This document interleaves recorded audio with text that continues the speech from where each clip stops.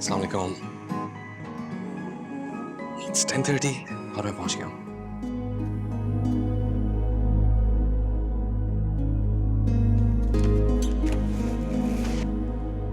सानिया, मैं उसी वक्त ऑफिस से निकल गया था, लेकिन रास्ते में ट्रैफिक बहुत था। I'm sorry, आइंदा ऐसा नहीं होगा। आपने मेरा सारा प्लान खराब कर दिया। आज के बाद मैं आपके लिए कुछ भी स्पेशल प्लान नहीं करूंगी। यार, मैं इसके काम में बिजी हो गया था, इसलिए भूल गया। I'm sorry। एक दिन इसी तरह मसरूफियत में आप मुझे भी भूल जाएंगे। सांस लेना भूल सकता हूँ, लेकिन तुम्हें कभी भी नहीं। डायलॉग्स हैं सारे।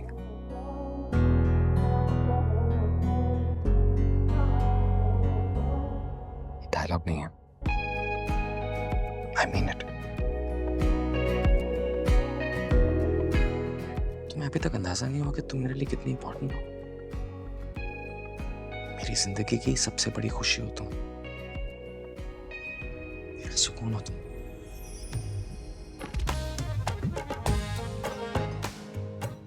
चलें?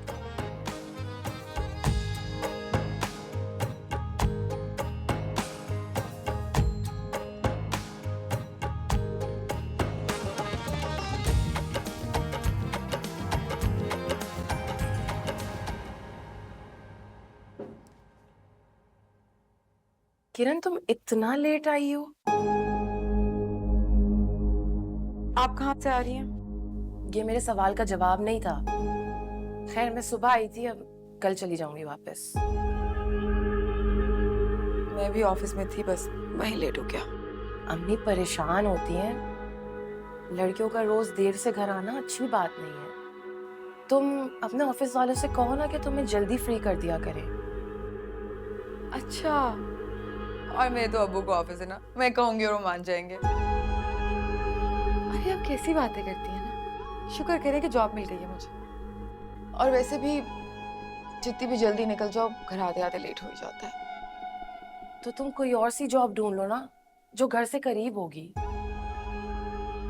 खुदा का खौफ करें आप जानती भी हैं कि कितनी मुश्किलों से ये जॉब मुझे मिली है, और अब आप कह रही हैं कि मैं कोई और ढूंढ लूं। इतनी अच्छी सैलरी ना कहीं और नहीं मिलेगी, और इससे कम में हमारा गुजारा नहीं। तुम मेरी बात का बुरा क्यों मान रही हो? मैं तो तुम्हारे अच्छे के लिए कह रही थी। अच्छा सुनो, वो अम्मी असल में कह रही थी कि वो जो ऊपर वाला। आप ना हमें छोड़ दें, अपने घर के मामला जाके देखिए, और फिलहाल प्लीज अम्मी से बोलें कि मेरे लिए खाना लगा दें।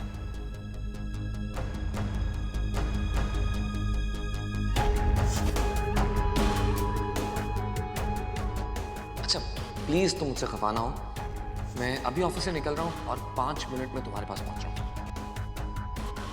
मैं आपकी नाराजगी दूर करने के लिए गाड़ी को जहाज की तरह भी उड़ा सकता हूँ।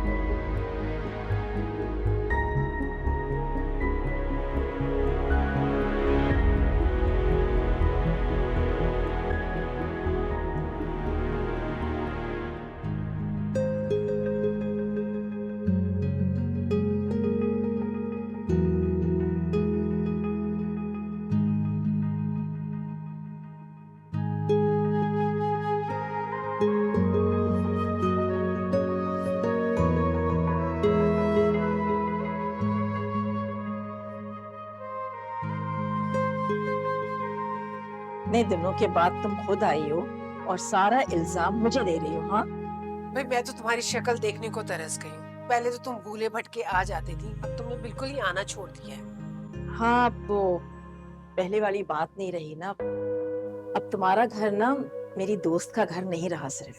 मानती हूँ, अब सानिया का ससुराल है। अब तो तुम्हारे पास दो दो रीजन है ना आने जाने के लिए। बिल्कुल नहीं, मुझे ऐसा नहीं लगता। पहले मैं हमेशा तुम्हारे यहाँ आया करती थी, लेकिन अब देखो ना, तुम आई भी हो ना। आज बहुत अच्छा लगा पुरानी दोस्तों से मिलकर, पुरानी यादें दोबारा से ताजा हो गई। मैंने सोचा तुम्हें सरप्राइज दूं, बचपन की दोस्तों को इनवाइट करूं, मिलके बैठेंगे, पुरानी यादें ताजा करेंगे, एंजॉय करेंगे हम सब बैठ के, इसलिए। बहुत अच्छा लगा।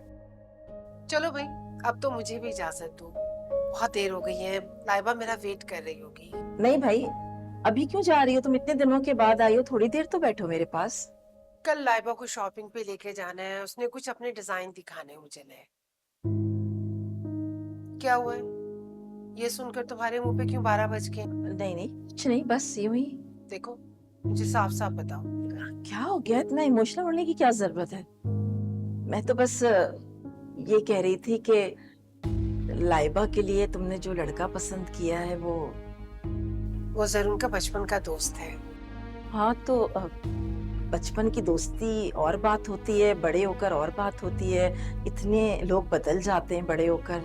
हाँ, लेकिन अब फसी बहुत जिम्मेदार हो गया है, अपनी जिम्मेदारी खूब अच्छी तरीके से निभा रहा है। और लाइबा को जो तुम जानती हो ना, बस अब उसकी आइंदा जिंदगी के लिए दुआ करो तुम। जाहिर सी बात है, हम नहीं दुआ करेंगे तो और कौन करेगा उसके लिए।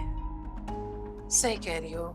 चलो अब मुझे इजाजत दो, फिर इंशाल्लाह मैं आऊंगी। बल्कि तुम आना ना हमारे घर। हाँ, अपना मुंह ठीक करो। हाँ, मैं अपना बैग ले लूं, फिर चलते हैं।